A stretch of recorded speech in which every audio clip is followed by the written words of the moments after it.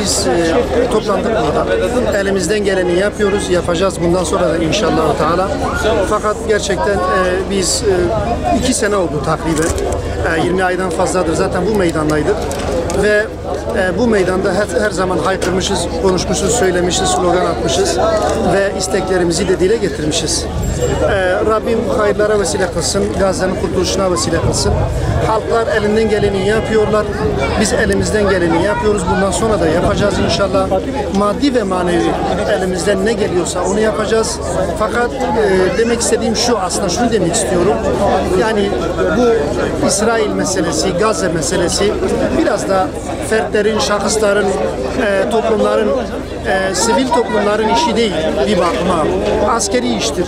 Bizim İslami Müslüman devletlerimizin bir an önce bir araya gelip birlikte hareket edip ve müdahale etmeleri gerekiyor. Yoksa başka türlü İsrail'i kimse durduramaz. Durmuyor ve durduramaz da. Onun için ama yine de burada toplanan Müslüman sivil toplum kuruluşları Rabbim hayırlarını kabul etsin. Allah razı olsun. Biz bundan sonra da meydanlarda olacağız ve bundan sonra da burada çalışmalarımıza devam edeceğiz. Fakat dediğim gibi yani bu devletlerin işidir. Biz buradan sivil toplum olarak devlet başkanlarımıza, İslami devlet başkanlarına bir çağrıda bulunuyoruz. Yani bir şeyler yapın. Yani şerefinizi, haysiyetinizi koruyun, muhafaza edin. Bu da onlar içindir. Yani yarın öbür gün insanlar ki şu anda da söylüyorlar. Yani neye yarıyorsunuz? İnşallah yani o destek filosu yerine ulaşır. Fakat bu da yani aynı yere geleceğim. Yani biraz önce basın açıklamasında da başkanımızın söylediği gibi yani bir koruma altında olmazsa biraz işleri zor. Rabbim onları korusun o arkadaşları ve sağ salim de Gazze'ye ulaşabilsinler.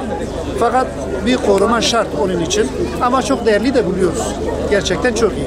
Bugün burada toplanma sebebimiz bugün itibariyle Tunus'tan Gazze'ye doğru yola çıkan Gazze ablukasını kırmak için dünyanın değişik ülkelerinden 80 gemi, tekne, yelkenli ve bunun dışında yüzlerce insanın, aktivistin katıldığı Global Sumut filosuna desteğimizi açıklamak için Mardin'den onların yanında olduğumuzu göstermek için bugün burada toplandık.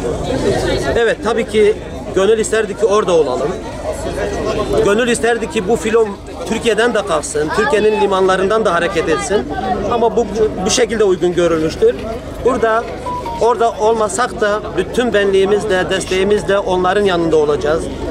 Sürekli onları takip edeceğiz. Sosyal medyadan onlarla beraber olduğumuzu göstereceğiz. Tabii daha önce de 2-3 defa bu tür etkinlikler yapıldı. Belki münferit birer gemiydi. Çok küçük görmemek lazım. Bütün dünyanın gündemini bir gemi, bir Hanzala gemisi belirledi.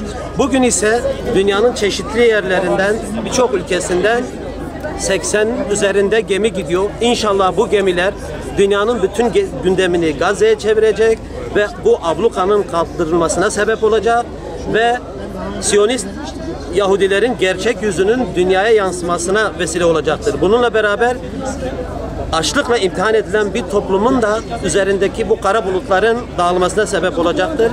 Biz bütün benliğimizle Global Sumut filosunu destekliyoruz. İnşallah Gazze'nin kurtuluşuna da vesile olacaktır. Bismillahirrahmanirrahim. Bugün Mardin'den Sumut filosuna selam gönderiyoruz, dua ediyoruz. Biz hepimiz ve özellikle dertli olan insanlar ve insanlığını koruyan insanlar olarak biz oradakilere destek veriyoruz. Hem de aynı zamanda Gazze'deki kardeşlere destek, dua ve nasıl biz o filoda olmak istiyorsak, aynı zamanda Gazze'de olmak istiyorsak oradaki kardeşlerimizle beraber direnmek, savaşmak, sabretmek istiyoruz ve dua ediyoruz. Biz tabii bu faaliyetleri inşallah devam ettirmeye çalışacağız, katılmaya devam edeceğiz. Elimizden gelen her şey yapmaya çalışacağız. Çünkü biz kardeşiz ve bu kardeşliğin gerektirdiği şeyleri en azami şekilde yapmaya çalışalım inşallah. Allah bize razı olsun. Sumut filosu esasında umudu taşıyan bir filo. Yani oradaki bulunan ateistlerin gerek kimlikleri olsun, gerek inanç farklı olsun. Somut filosu aslında Gazze meselesinin tam da bütün insanla ilgilenen bir mesele olduğunu somut bir ifadesi.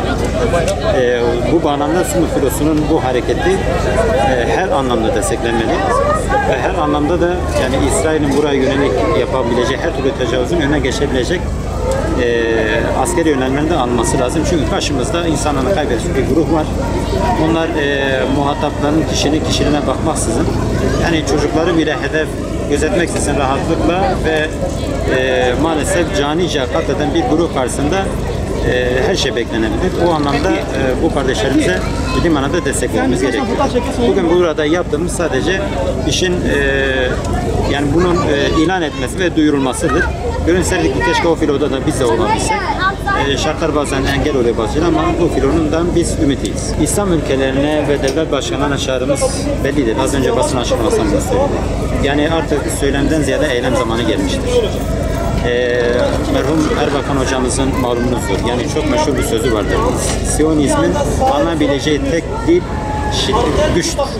Yani güçle müdahale edilmedikçe bunların yola gelmesi mümkün değildir. Ben dünyadaki liderlerin, özellikle İslam ülkelerindeki liderlerin somut adımlar atılmasını artık Müslümanların ve bu pısırıklıktan kurtarıp ciddi manada harekete geçmelerini ümit ediyorum, bekliyorum.